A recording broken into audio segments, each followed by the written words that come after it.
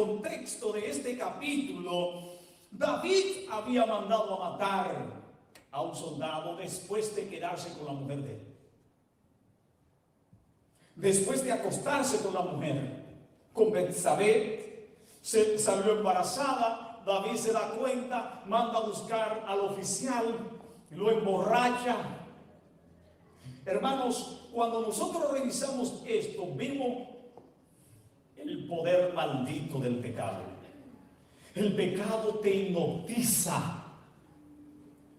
El pecado paraliza tu acercamiento a Dios, te aleja de Dios, te activa para que huyas de Dios. El pecado hipnotiza. David manda a buscar a este hombre, ¿verdad? Lo emborracha para que no piense bien, se ponga feliz, le dice: vete para donde tu esposa. Y el hombre se queda y dice: no, mis compañeros están peleando allá frente al campo de batalla y yo voy a estar aquí. Esto debió ser una reprensión para David, pero David no se sintió aludido. Tal vez porque el pecado cauteriza la mente humana. No es conveniente pecar, hermanos. Hay que alejarse del pecado, hay que huir, como José salió huyendo de aquella mujer que lo quería violar. Tenemos que salir huyendo del pecado. Y David dio un paso más. Como no quiso el soldado, escribió una carta. Cuán bajo podemos caer en el pecado, cuán bajo. Escribió una carta, hermanos, y agarró la carta y se la dio al oficial. Y le dijo: ve y llévale esa carta al general. Y tal vez usted se pregunta como me lo he preguntado yo: caramba, ¿y por qué Dios no le dijo abre la carta para que tú veas lo que dice?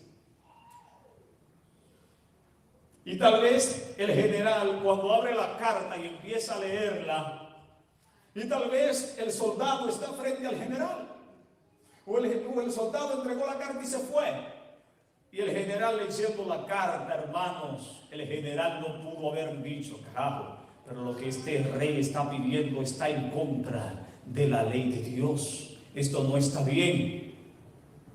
Hermano, no solamente nosotros pecamos de manera directa al cometer el pecado.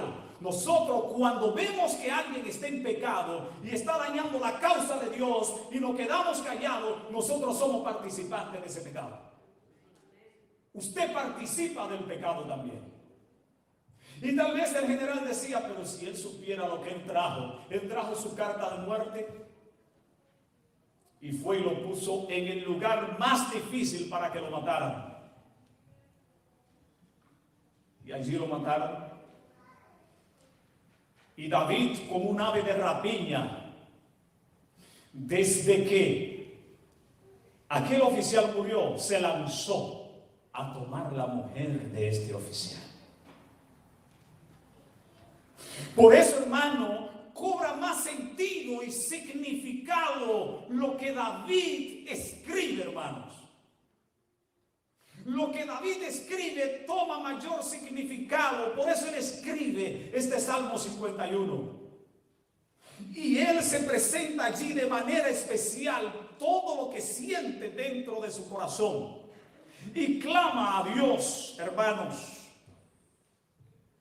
Y cuando usted revisa los versículos 1 al 2, usted encuentra que David suplica, ¿por qué?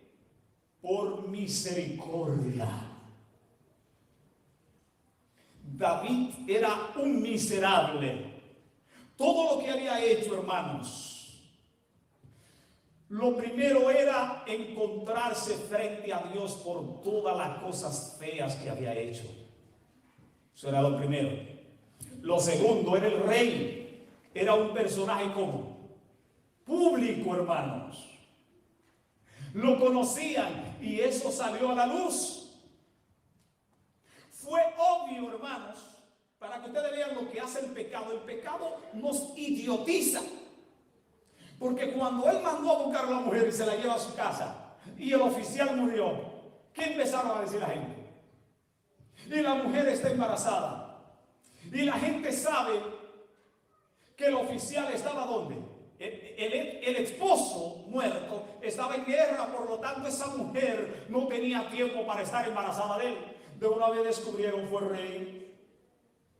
Mandó a matar a un oficial que aunque no era rey ese oficial, pero actuó mejor que él.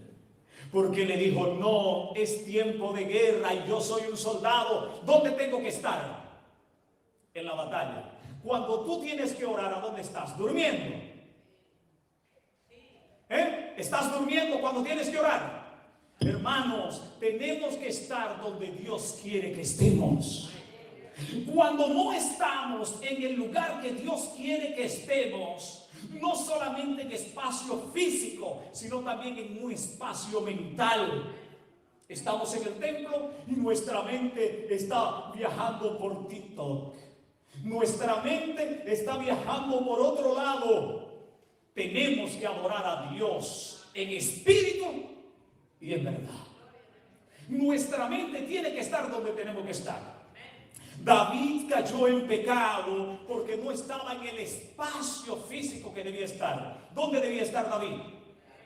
Tenía que estar en la guerra. Número 2, ¿qué hacía David paseándose por el tejado de la casa allá arriba, en el techo? Y si de repente David ve a esa mujer desnuda, ¿qué es lo que tiene que hacer? Bajar hacia abajo e irse a su casa. Pero David no solamente miró, sino que se deleitó en una mujer que no era suya, no era su esposa. Y entonces el orgullo lo llenó y dijo, yo soy rey. Yo soy el rey. Mandó a buscar a la mujer y se acostó con ella. Tenemos que estar en el espacio no solamente físico, sino también mental. Tenemos que tener la mente de Cristo, o el diablo nos destruirá. Por eso David le dice, ten misericordia de mí, Señor, ten piedad de mí, oh Dios, conforme a tu misericordia, conforme a la multitud de tus piedades, borra mis rebeliones. O sea, mis pecados son multuosos, son muchos, pero tus misericordias son mayores. Había pecado, pero entonces él dice, Señor, tu misericordia es más grande. Tus misericordias, he pecado, tomé una mujer que no era mía, mandé a matar al hombre y anduve con descaro. Ten misericordia de mí, perdóname, Señor. Cuando usted revisa la introducción que David hace, el primer aspecto, hermanos, en nuestra vida, usted tiene que reconocer que es pecador. Pero miren, hermano, el pecado es un misterio tan grande que explicarlo sería justificarlo. Uno no puede explicar el pecado. El pecado no se puede explicar, hermanos.